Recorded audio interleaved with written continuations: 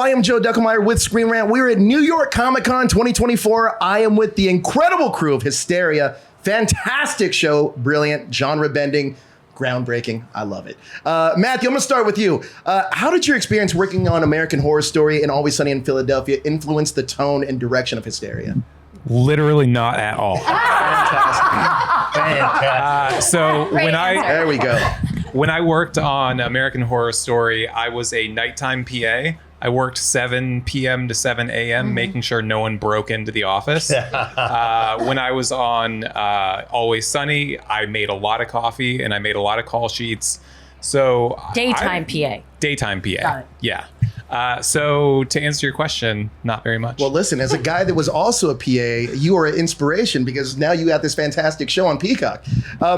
Now, question for you, David. Can you talk about collaborating with Matthew to ensure that Hysteria captures both the essence of the 80s and the relevant parallels to the modern issues?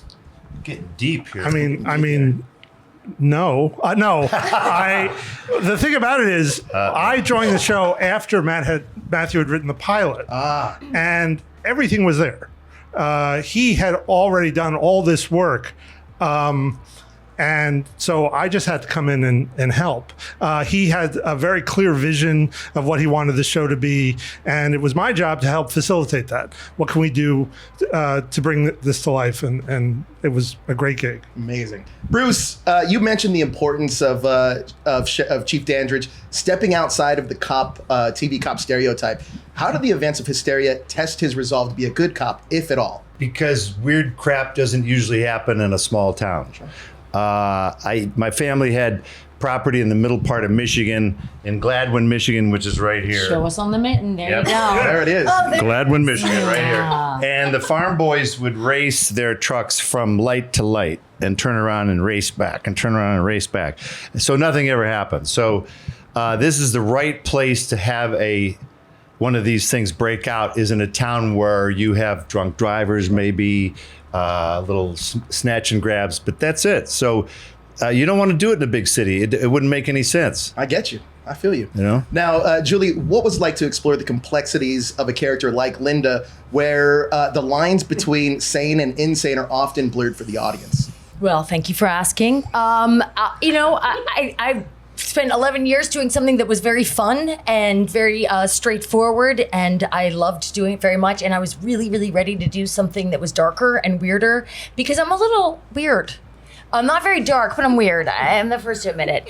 But by the time we were done, the finale in particular, I actually felt quite crazy and could not wait to get off of that set. I loved doing this, but it was intense. It was really intense. The last episode was very intense. I'm not a method actor, but I sort of had to keep things at like a simmer all day long so that when they're like action, you go into boil. And after about 10 days of that, I was like, Mommy, Mama, I want to go home.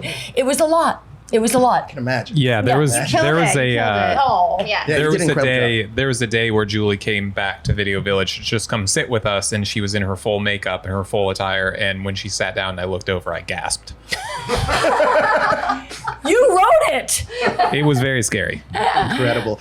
Anna, you play Faith's mother, Tracy. Every parent's fear for their children on a daily basis, but it's heightened when satanic panic is involved. And Tracy has her own experience with that. How does that affect the character and your mother-daughter relationship in the series?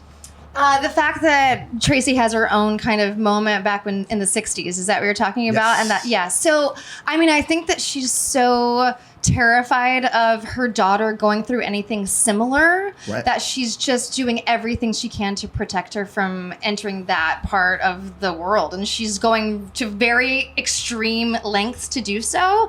But I believe it's all out of love and care. And definitely every teenager wants to rebel against their parents, right? Sure. But I think that it's really tricky for Tracy to get rebelled against, and she doesn't like it at all.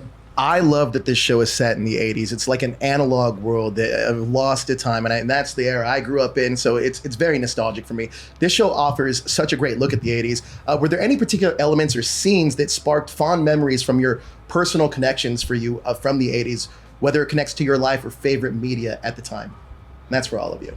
Well, Matthew wasn't born then. So let's just get that out of the way. Sorry, guys. Pencil and paper.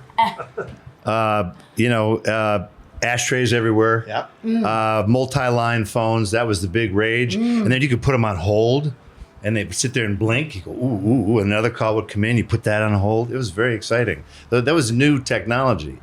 The cars were crappy then, and they're even crappier 30 years later because we're driving 30-year-old cars, not brand new cars. The K car was a crappy car in the 80s.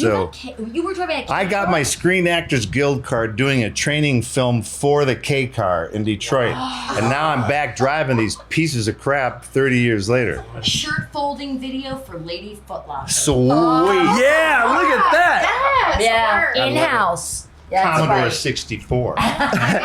Bruce, I want to talk about your expertise in horror because the kids are not here to speak for themselves. But what advice would you give them to survive a horror film or horror series in one piece? Bribe the writers.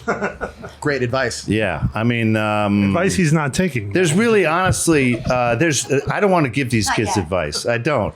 They need to learn just like I did. Let them figure it out. You let them frickin' figure it out. Don't go in the basement. I mean, Yeah. Don't go in the basement. Like, don't go in the woods in the middle of the night, kids. don't go. Are you out there? Are you in there? Where are you? Don't do And things definitely like don't that. step into a close-up and say, hello? Because you're going to get your head lopped off. Or, are you all right? You're not all right if you ask that. Well, look, I'm so happy you guys stopped by. Hysteria is amazing. Thank you guys. It's the perfect show for this time of year. Genre bending, coming of age story, horror comedy. It has it all. Thank you guys so much for your time. Thank you. Thank you. You guys are Thank you. incredible. Thank you.